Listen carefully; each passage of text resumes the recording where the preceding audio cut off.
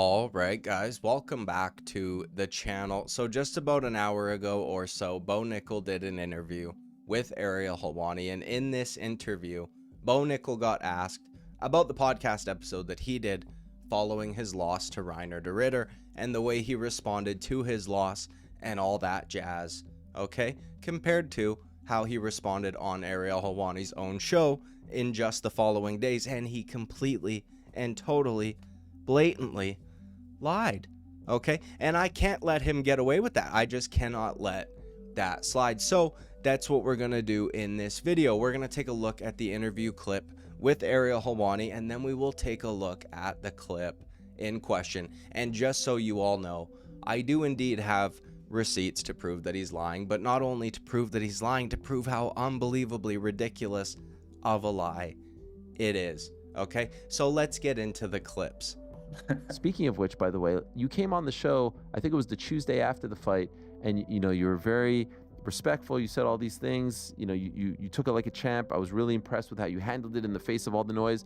And then I tune into the Nickels and Dimes podcast, and I hear you saying, "Suck this, F you, I'm gonna spit in your face." I'm like, what happened?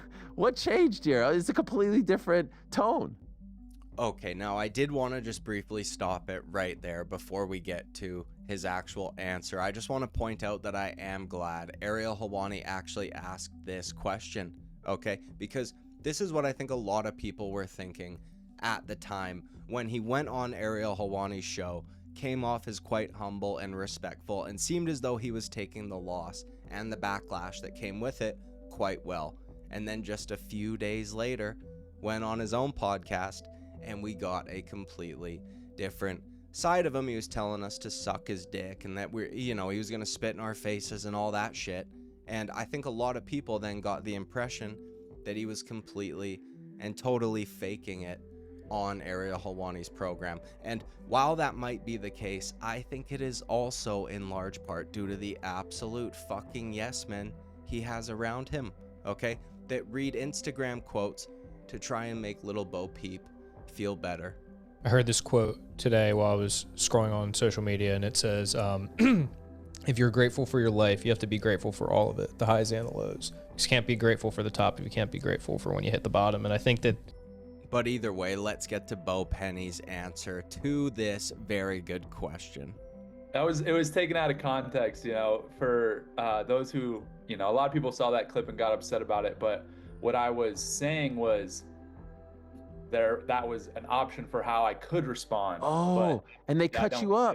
They cut me up a little bit. Yeah. So it was unfortunate, but because it sounded nothing like the guy that was on the show here. Yeah, pretty much. I was speaking hypothetically, like that's how I could come out, but I mean, it got cut up incorrectly. That's not cool. Well. Were you upset about that? A little bit, because I had people texting me and stuff like, is this real? Is this AI? What is this? And I was like, yeah, I mean, I did say that, I guess, but it was the context for the, minutes leading up and the, after it was not there. So it was, oh, I mean, again, it was a little bit my fault, but it was not. That's not not cool. In context. Yeah. Before. Okay, so Bo Nickal says that it was all just taken out of context. It was just clipped up in a certain way, and that he meant it hypothetically. Okay, now we are going to take a look at that clip in just a minute here, but goddamn, this excuse bothers me. I've got a real problem with this, okay? Because there are actually people who do get taken out of context, but there are also a lot of people who just use this as like an all-encompassing excuse for some shit that they said. Do you know what I mean? And I find it absolutely fucking hilarious. Like, we all saw the clips. Hello? When I do a video on someone, I do my absolute best to include as much of the clip as possible, to a certain extent, obviously, to avoid copyright and things like that, but I try my best to avoid this scenario. So if they are talking about a particular subject, I will include most of what was said so that I'm not doing that. Do you know what I mean? Now, one thing that bothers me, or that bothered me initially when I was watching this interview, was that Helwani did not ask a follow-up question. He didn't probe at all, which he normally does, okay? Because I was thinking to myself, anyone who watched that podcast would 100% know that it was not taken out of context. But then I realized, I think Bo Nickal just called Ariel Helwani's bluff. Okay, Helwani said he tuned into the Nickels and Dimes podcast and saw what he said. Like I said, though, if you actually did that, you would know that he was lying. So I think Helwani either was just lying and saying that he went and watched his actual podcast, or it was a clever way to kind of plug the podcast. So I think Bo just rolled the dice and won. And I do hope someone tells Helwani that he got hoodwinked a bit. Okay, but now let's get to that clip. Yeah, it's just crazy the fact that you became the most popular fighter in the UFC, and literally off a loss. Dude, I was shocked by like the actual the amount of people, good or bad, that like the posting that went out, and I was looking like, how is this even possible? Like this. There was a lot. Oh yeah. Really? Yeah. Positive and negative. Positive and negative. Wow. Both ways. But it's just like the sheer amount, like that off of a random fight night in the middle of Iowa, you became the UFC's #1 fighter for about a day and a half, 2 days. Yeah, regardless, people want to watch. Yeah, that's people the want to hardest watch, thing to do. man. Yeah. And all the people that, it's interesting, you know, of course, you know, you mentioned there's a lot of positive and a lot of negative. All the negative, for me, I look at that and all I say is just like, suck my at the end of the day, like, you know, say what you want, but when I get back on top and when I'm the freaking champion of the They're all world, crawling back. you all come crawling back. They always do. They always do. They always do. And I'll spit right in your face. As soon as you crawl back and, you know, Bo, come give me an interview, blah, blah, blah. Where were you? Where were you? Where were you? And guess what? I'm going to say, okay, come over here. Loogie right between the eyes. And that's how I'll treat you guys. And every single one of you that says a bad thing, I have the memory of an elephant.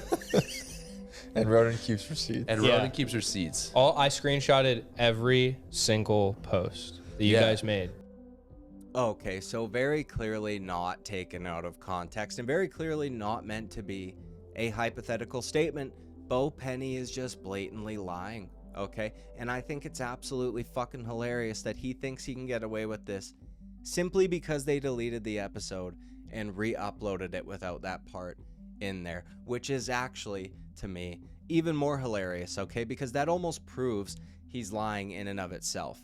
If I was taken out of context, I would want the full episode up and unedited so I could point people to it and say, you know what, yeah, I did say that, but they clipped me out of context. You can go look at the full context in my video on YouTube. But he didn't do that because he's lying, but it's okay because we've got him dead to rights. Do you know what I mean? So I do hope his friend, the one that reads out the Instagram quotes and unfortunately shares my channel's namesake, I do hope he actually screenshots everything. And I do hope that my video is included in that because I think that would be amazing. Also, if anybody out there knows, could you please let me know down in the comments what kind of shoes is his other friend wearing? Because it's my wife's birthday soon and I think she would like those. They look kind of like Uggs or some shit. Now, sorry this has been a shorter video, but I do have the in-laws staying at my house till the end of the fucking week. Okay, unfortunately. But either way, like and subscribe, all that good shit. I will see you at the next one. Bye-bye.